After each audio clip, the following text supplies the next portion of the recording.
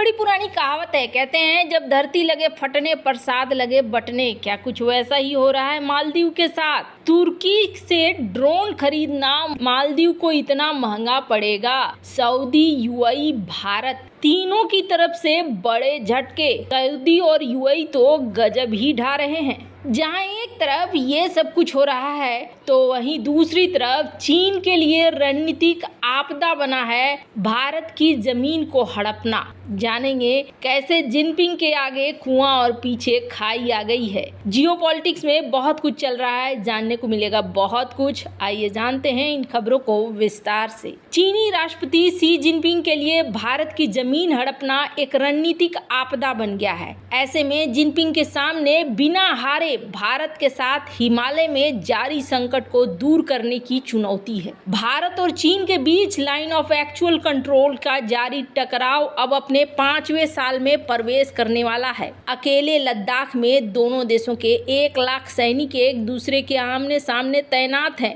दुनिया में अन्य जगहों पर जारी युद्ध को देखते हुए भारत और चीन के बीच लंबी हिमालयी सीमा पर सैन्य गतिरोध इन दिनों अंतर्राष्ट्रीय सुर्खियां नहीं बटोर रहा है। लेकिन इस टकराव के सशस्त्र संघर्ष में लौटने के खतरे को नकारा नहीं जा सकता है। भारत के शीर्ष सामरिक विशेषज्ञ ब्रह्मचेलानी ने निकी एशिया में लिखा कि चीन ने नए सैन्यकृत सीमावर्ती गांवों में बड़े पैमाने पर लोगों को बसाया है, जो भविष्य में सैन्य अड्डों के रूप में काम करने के लिए दक्षिण चीन सागर में बनाए गए कृत्रिम द्वीपों के बराबर बन रहे हैं। भूटान की दक्षिण पश्चिम सीमा पर चीनी अतिक्रमण के कारण भारत के चिकन नेक गलियारे पर खतरा बढ़ गया है। चिकन नेक अब संभावित रूप से चीन की लंबी दूरी के पारंपरिक हथियारों के मारक धुरी के भीतर है। चीनी अतिक्रमण के कारण घरेलू स्तर पर कुछ आलोचना झेलने के बावजूद भारतीय प्रधानमंत्री नरेंद्र मोदी ने संकट को बातचीत के जरिए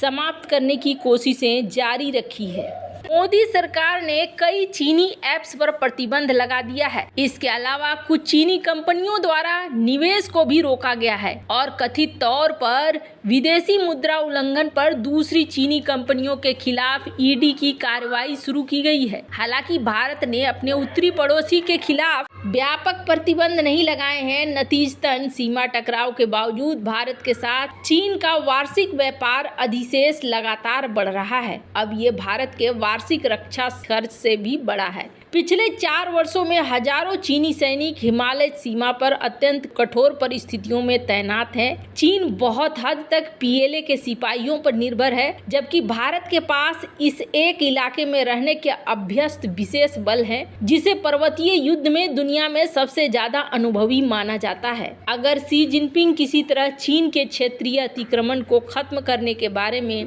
पीएम मोदी के साथ समझौते पर पहुंचते हैं तो इस सवाल का सामना करना पड़ेगा कि उन्होंने सबसे पहले आक्रामकता क्यों शुरू की। हालांकि गतिरोध जितना अधिक समय तक बना रहेगा, जोखिम उतना ही अधिक होगा कि बीजिंग भारत को एक परमानेंट दुश्मन बना देगा। ये एक ऐसी घटना होगी जो चीन की वैश्विक और क्षेत्रीय महत्वाकांक्षाओं पर भारी पड़ेगा। शी को पहले ही भारत की मजबूत सैन्य और रणनीतिक प्रतिक्रिया का अनुमान लगाने में अपनी विफलता का सामना करना पड़ा है और इस गतिरोध के कारण नई दिल्ली और अमेरिका दोनों ही साथ आते दिख रहे हैं। ऐसे में चाइना को अब चाहिए कि इस रणनीतिक तौर पर जो समस्या है इसे दूर करे।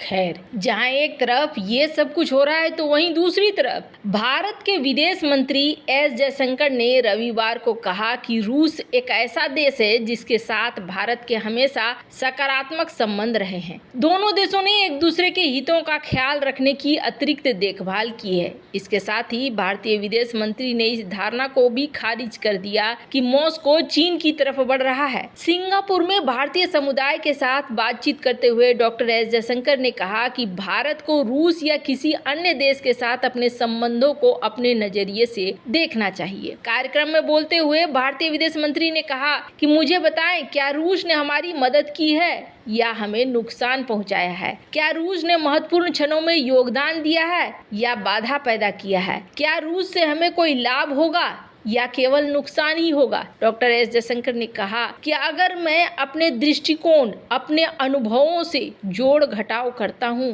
तो मुझे उत्तर मिल जाएगा। और इस मामले में उत्तर क्या है? उत्तर ये है कि रूस एक ऐसा देश है जिसके साथ हमारे संबंध हमेशा पॉजिटिव रहे हैं। एक सवाल का जवाब देते हुए भारतीय विदेश मंत्री ने आगे कहा कि भारत और रूस दोनों ने एक दूसरे के हितों को ख्याल रखने के लिए अतिरिक्त सावधानी बरती है। इसलिए मुझे लगता है कि हमारे पास वो आत्मविश्वास है कि हम आगे बढ़ सकें। यूक्रेन पर मॉस्को के आक्रमण के बावजूद भारत और रूस के बीच संबंध मजबूत बने रहे। भारत ने अभी तक यूक्रेन पर रूसी आक्रमण की निंदा नहीं की है। वो कहता रहा है कि इस संकट को कूटनीति और बातचीत के माध्यम से हल किया जाना चाहिए। हालांकि हाल के दिनों में रूसी राष्ट्रपति व्लादिमीर पुतिन ने चीन के साथ संबंधों को बढ़ावा दिया है, खासकर रूस यूक्रेन युद्ध के बाद। पिछले हफ्ते 5वीं बार राष्ट्रपति चुनाव जीतने के फौरन बाद राष्ट्रपति पुतिन ने बीजिंग के साथ संबंधों को मजबूत करने पर जोर दिया और बाद में स्थानीय मीडिया ने बताया कि वो मई में चीन की राष्ट्रीय राजधानी में अपने चीनी समकक्ष से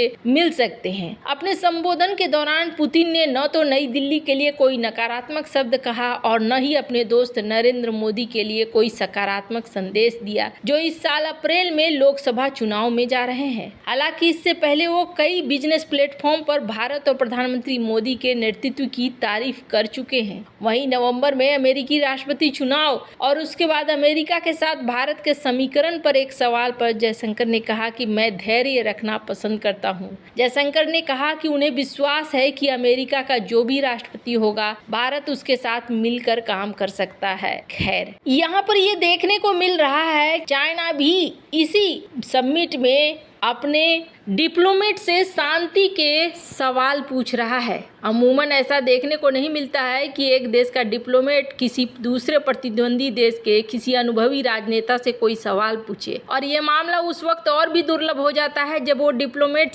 चीन का हो। खासकर ये मामला और दुर्लभ उस वक्त हो गया जब ये सवाल किसी सार्वजनिक कार्यक्रम में पूछा जाए, वो भी उस शख्स से जिसके पास डिप्लोमेसी का विशाल काय अनुभव है, और वो डिप्लोमेट चीन में भी अपनी डिप्लोमेसी का लोहा मनवा चुका है। चीन को लेकर यह मामला दुर्लभ इसलिए है क्योंकि बिना हेडक्वार्टर के आदेशों के चीन के डिप्लोमेट एक भी शब्द नहीं कह सकते हैं। किसी सार्वजनिक कार्यक्रम में दुश्मन देश से सवाल पूछना तो असंभव ही लगता है। पिछले दिनों राजधानी नई दिल्ली में एक प्रमुख भारतीय समाचार पत्र की तरफ से आयोजित मीडिया कार्यक्रम में ऐसी ही दुर्लभ घटना घटी, जब सवाल पूछने वाला शख्स नई दिल्ली में चीनी दूतावास का डिप्लोमेट झो योंगसेंग नई दिल्ली में चीनी दूतावास में तैनात चीन के विदेश नीति के सलाहकार हैं। विदेश नीति के मामले में एस जयशंकर को मोदी सरकार का चाणक्य कहा जाता है और चीन में काम करने का उनका काफी लंबा अनुभव है। चीनी डिप्लोमेट का सवाल यह है कि चीन और भारत महत्वपूर्ण पड़ोसियों के रूप में कैसे